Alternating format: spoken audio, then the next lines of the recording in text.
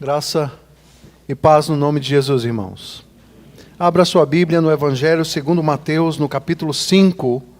Evangelho segundo Mateus, capítulo 5. E vamos dar continuidade à exposição no Sermão do Monte. Os versículos que nós nos deteremos nessa manhã são os versículos de número 33 a 37. Evangelho segundo Mateus, capítulo 5, Sermão do Monte, Sermão de Jesus. Versos de 33 a 37. Assim diz a palavra do nosso Deus. Também ouvistes que foi dito aos antigos: não jurarás falso, mas cumprirás rigorosamente para com o Senhor os teus juramentos. Eu, porém, vos digo: de modo algum jureis, nem pelo céu, por ser o trono de Deus, nem pela terra, por ser estrado de seus pés, nem por Jerusalém, por ser cidade do grande rei, nem jures pela tua cabeça, porque não podes tornar um cabelo branco ou preto. Seja, porém, a tua palavra sim, sim, não, não. O que disto passar vem do maligno. Oremos. Santo Deus, nós estamos diante da Tua palavra e nós te pedimos encarecidamente que o Senhor toque a nossa alma, que o Senhor Deus capture o nosso coração, abra os nossos olhos, para que possamos ser instruídos, orientados, consolados, confortados, confrontados com a Tua santa palavra. Tenha misericórdia de mim, Senhor. Me ajude a expor a Tua palavra com fidelidade. Essa é a nossa oração e a fazemos no nome de Jesus. Amém. As nossas crianças, vocês vão receber uma folha para anotações. Aquelas que já conseguem fazer anotações, podem fazer anotações do ensino de Jesus sobre os juramentos. Aquelas que ainda estão no aprendizado, tome essa página que você terá à mão, e divida essa página em duas partes, um lado esquerdo e um lado direito. Numa das partes, você vai desenhar alguma coisa que seus pais prometeram e cumpriram. E aí você vai colocar um joinha assim, ó. Tá bom? Então, papai e a mamãe prometeu, papai e a mamãe cumpriu. Mas na outra parte, você vai escrever algo que eles prometeram, mas não cumpriram. E aí você vai fazer um X nessa parte da página. Isso porque o ensino do nosso texto nessa manhã fala a respeito disso. Quando nós damos uma palavra, nós precisamos cumpri-la. Pensando em vocês, quando o papai e a mamãe falam a vocês: filho, só mais 10 minutos no videogame. E aí você diz: mamãe, pode ser só mais 5 minutos, ao invés de 10, 15 minutos? E aí a sua mãe diz: tudo bem, 15 minutos. Mas você deu a sua palavra, cumpra. Quando começar a se aproximar ali os 14 minutos, você vai começar a sentir o desejo de quebrar a sua palavra. Não faça isso. Porque a palavra de Deus nos ensina a manter a nossa palavra, pois somos discípulos de Jesus, cidadãos do reino dos céus. Este é o ensino de Jesus para cada um de nós nessa manhã. O sermão ainda não acabou, está começando. O que Cristo está nos trazendo nesta nova sessão, queridos, do Sermão do Monte, é revelar o coração da lei, a lei de Deus, entregue a Moisés, e que foi distorcida, que foi de uma forma falsamente interpretada ao longo dos séculos e se perdeu o coração da lei. O coração da lei. A sua palavra, a palavra de Jesus, ali no verso 17, não vim para destruir ou eliminar a lei, mas para cumpri-la, está sendo claramente expressa ao expor a verdadeira interpretação da lei. Por exemplo, quando nos versos de 21 a 26 do capítulo 5, Jesus fala a respeito do não matarás, e ele vai profundamente ao coração desta lei, falando a respeito da ira no coração. Ou, por exemplo, quando ele nos falou nos versos 27 a 32 a respeito do divórcio, e quando mais uma vez Jesus se refere à quebra dessa lei, não simplesmente como um ato concreto, mas como um ato que ocorre inicialmente no coração. No coração. É por isso que o Sermão do Monte é o mais fundamental dos ensinos de Jesus sobre o que significa ser um cristão, o que significa ser um discípulo de Jesus Cristo, o que significa ser um cidadão do reino dos céus. O nosso texto de hoje, mais uma vez, toca de forma profunda nas características fundamentais dos discípulos de Jesus. Nestes poucos versículos, nós vamos aprender sobre o ensino de Cristo a respeito dos juramentos. Fazer juramentos, queridos, e votos, era parte da vida dos contemporâneos de Jesus. As pessoas juravam naquela época e até mesmo antes dos tempos de Jesus. É um exercício da antiguidade.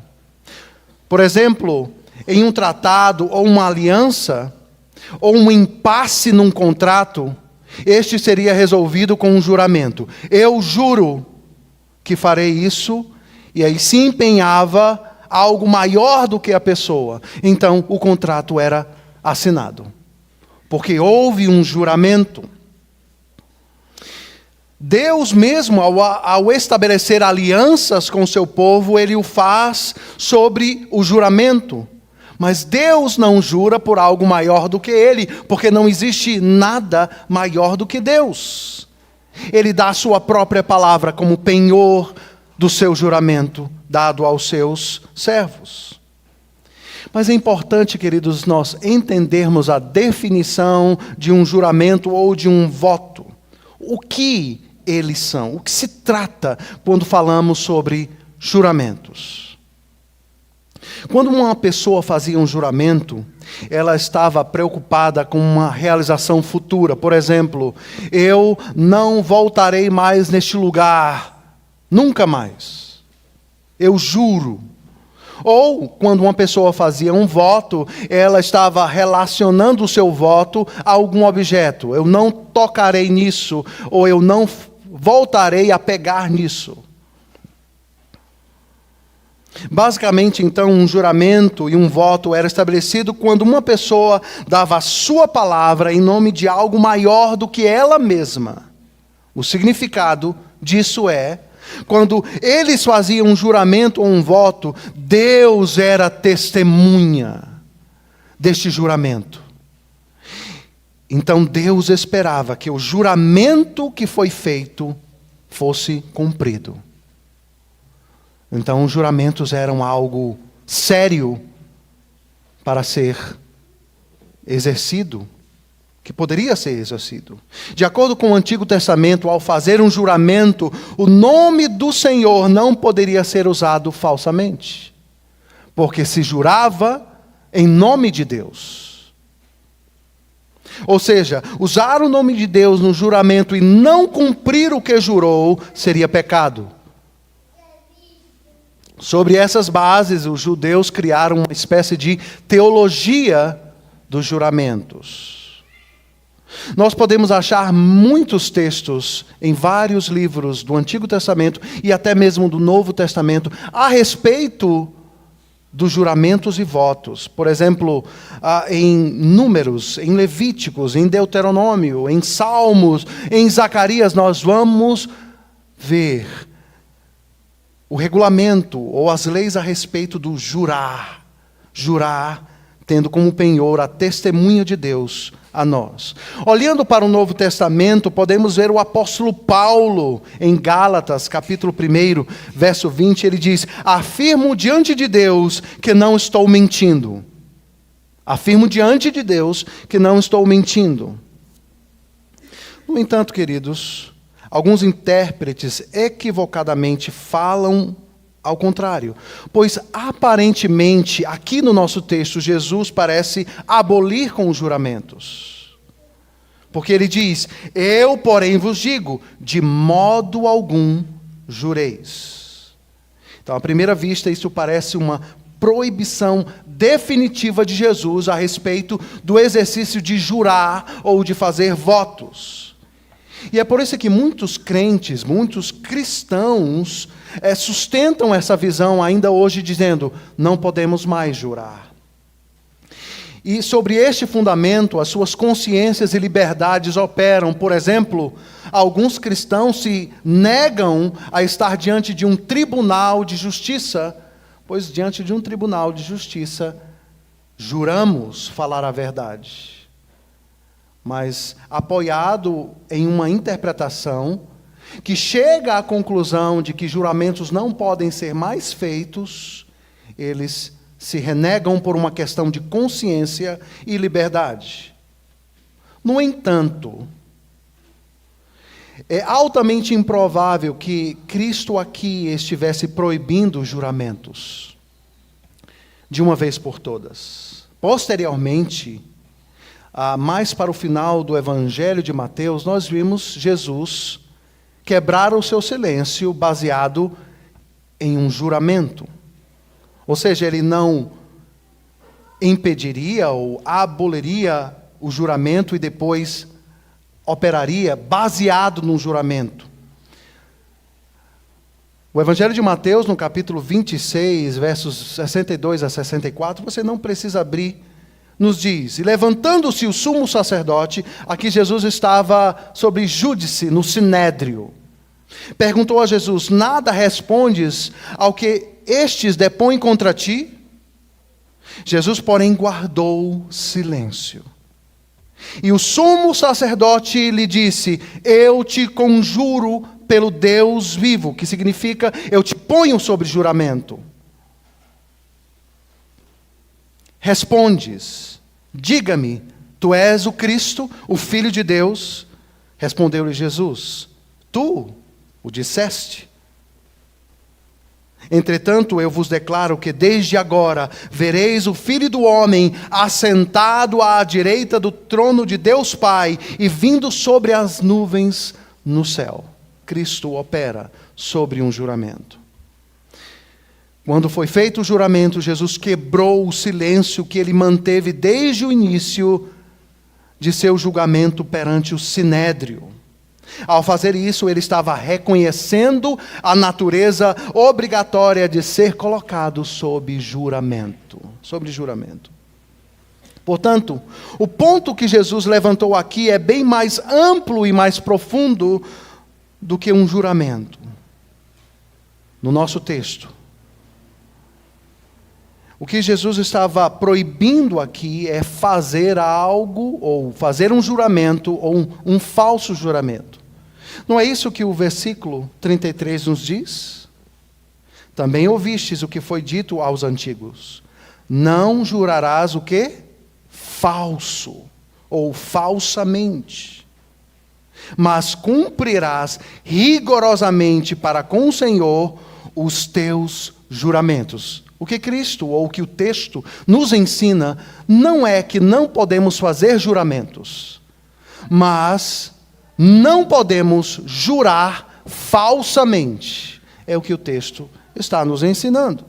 Mas Cristo está indo além disso, para ensinar os seus discípulos a respeito da integridade do coração.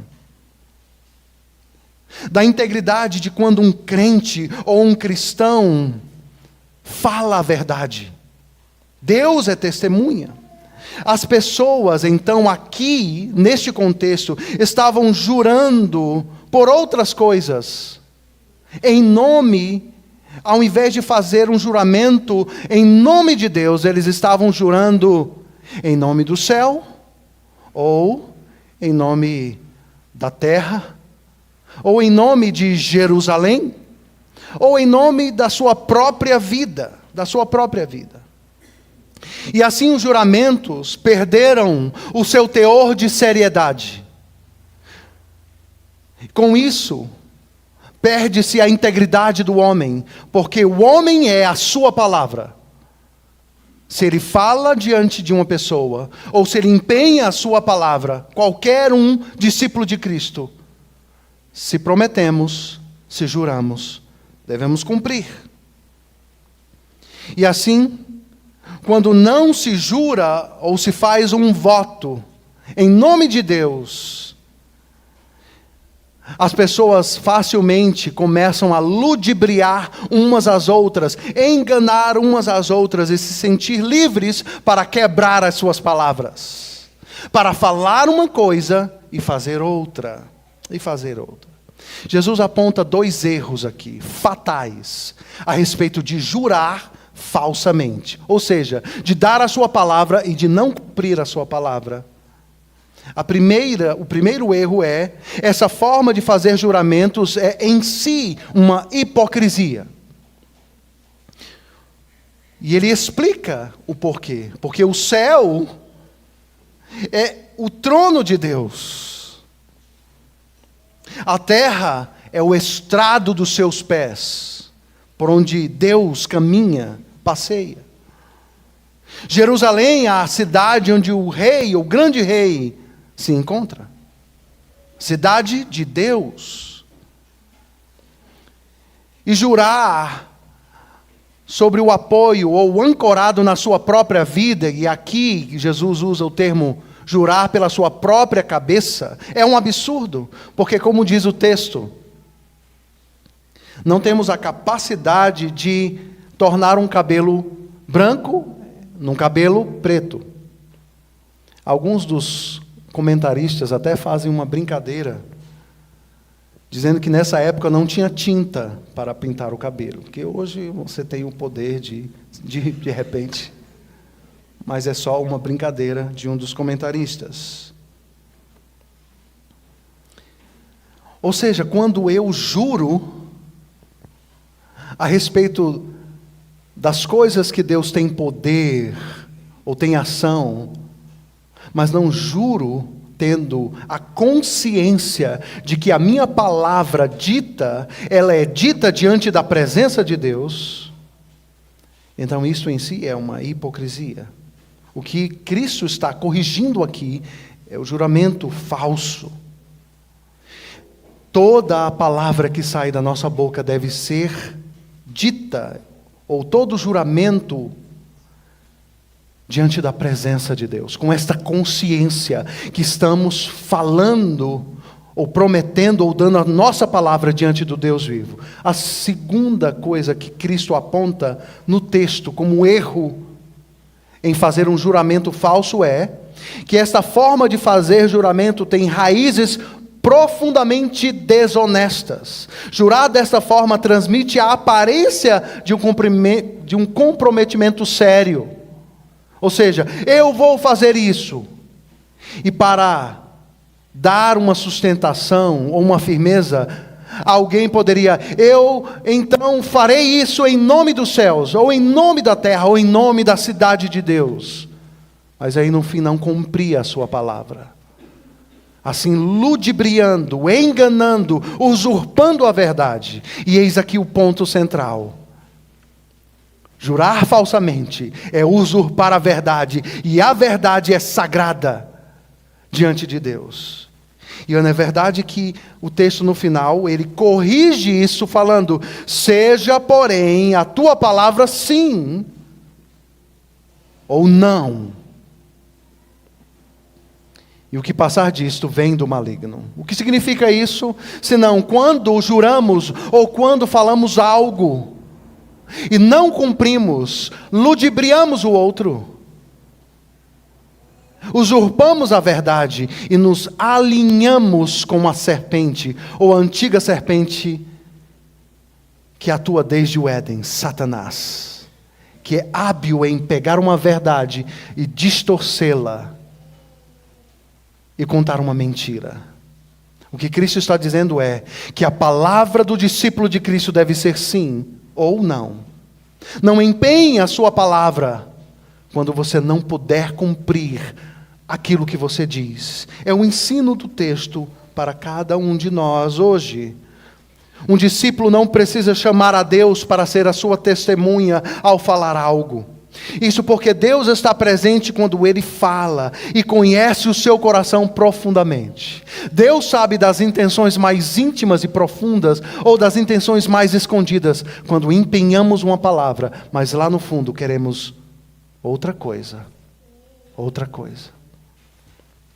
A raiz de toda esta seriedade quanto ao juramento está no fato de que através das nossas palavras a verdade é veiculada, Deus é testemunhado e a verdade é estabelecida. Ao darmos a nossa palavra como discípulos de Cristo, damos testemunha da verdade, do compromisso, de nossa integridade, de nosso caráter. Pois, como já disse, a verdade é algo sagrado. É um discurso que deve honrar ao nosso Deus. Percebem então que o que Cristo está nos ensinando através desse texto é a seriedade de testemunhar desta integridade, desta verdade diante do mundo. Algumas aplicações ou implicações desse ensino de Jesus Cristo sobre os juramentos. Eu creio que os juramentos, eles fazem parte de alguma forma das nossas vidas, desde criança. E eu não sei se você já fez isso em algum momento. Quando você estava com seus amigos aí na infância, você talvez, eu fiz várias vezes, dizia, eu juro que vou fazer isso. Mas simplesmente a palavra não era estabelecida, e alguns faziam até sinal de cruz, beijava a cruz, dizendo, olha, eu vou fazer isso, eu juro. E aqueles mais radicais diziam, eu juro pelo túmulo da minha mãe. Lá no Ceará nós fazíamos isso, não sei se em São Paulo. E ao jurar dessa forma, as pessoas davam atenção, ok, então tá, então jurou nesse nível, né? Então, vamos acreditar na palavra dele. Mas a nossa infância nos impedia de entender que não podemos jurar nem pelo túmulo de nossa mãe. Porque seria transformar a nossa própria mãe num ídolo. Não há poder ou autoridade superior, biblicamente falando, à presença de Deus. A presença de Deus.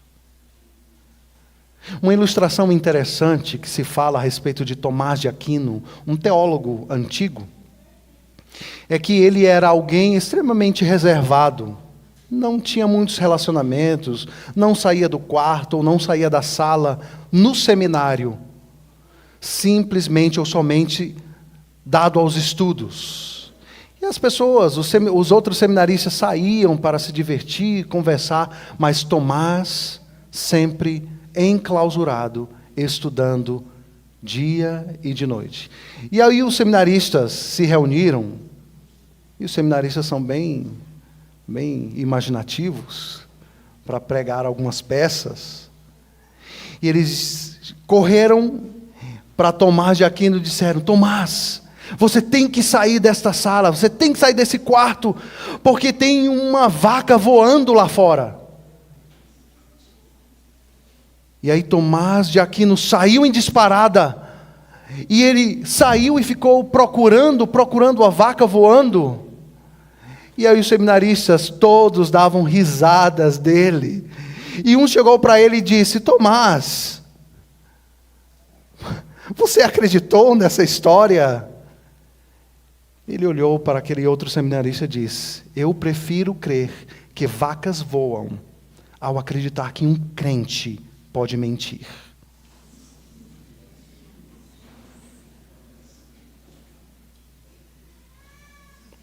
Esse é um ensino de Jesus a respeito das nossas palavras. Vamos fazer um raio-x? Prontos para perguntas? Responda-as para Deus, em voz silenciosa. Será que temos perdido este valor, esta marca na vida cristã, tanto quanto tememos perdê-la em nossa vida pública? Temos perdido o falar, empenhar a nossa palavra e não cumpri-la? O nosso sim tem sido de fato um sim? Ele carrega um comprometimento sério? Ou somos dados a modificar a verdade, disfarçá-la para alcançar os nossos objetivos? A nossa palavra tem sido confiável? As pessoas confiam no que nós falamos como servos de Deus?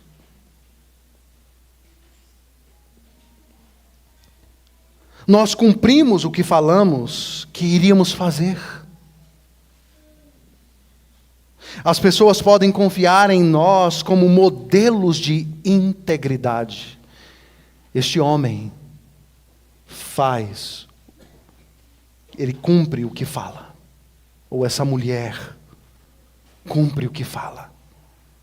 No ambiente do trabalho, nos relacionamentos. Com isso nós estamos honrando o nome de Cristo. E atuando e operando como cidadãos do reino. Você tem quebrado as suas promessas feitas a seus filhos? É duro isso. A sua esposa, ao seu marido, aos seus amigos, aos seus irmãos. Os discípulos de Jesus devem ser conhecidos como pessoas cujas palavras são cridas plenamente. Plenamente. É isso que Cristo ensina sobre os juramentos. Nós estamos sempre na presença de Deus. Ele nos vê e nos ouve. Cada promessa que fazemos, cada palavra que falamos, falemos na presença de Deus. Uma citação para encerrar a palavra dessa manhã, retirada da boca de um pastor que já está com Cristo na glória, de nome R.C. Sproul. Abre aspas. Se você é um cristão, um discípulo de Jesus, você deve ser conhecido por sua palavra. Portanto, qualquer coisa que venhamos a prometer, façamos. Para que com isso sejamos pessoas que refletem a integridade de Deus sobre a face da terra. Que Deus nos abençoe. Que o Senhor nos dê a graça para sermos homens e mulheres íntegros, com uma só palavra. E que esta seja sim ou não. E que honremos a Deus através deste testemunho. Muito obrigado por nos acompanhar até o final desse vídeo. Para receber mais reflexões e ficar por dentro dos próximos conteúdos, te convidamos a seguir as nossas redes sociais que estão na descrição. Alguns vídeos aparecerão na tela, caso queira continuar nos assistindo. Abraço e até a próxima!